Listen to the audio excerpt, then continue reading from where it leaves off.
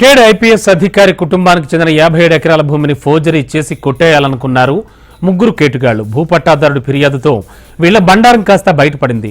ముగ్గురు నిందితులను అదుపులోకి తీసుకున్న పోలీసులు వారిని అరెస్ట్ చేసి రిమాండ్కు తరలించారు. సంగారెడ్డి జిల్లా ఆంధోల్ గ్రామానికి చెందిన రిటైర్డ్ ఐపీఎస్ అధికారి ప్రభాకర్ రెడ్డి కుటుంబానికి చెందిన 57 ఎకరాల భూమిని ఫోర్జరీ సంతకాలు చేసి కాజేయాలనుకున్నారు. అయితే కేసును జోగిపేట పోలీసులు ఛేదించారు.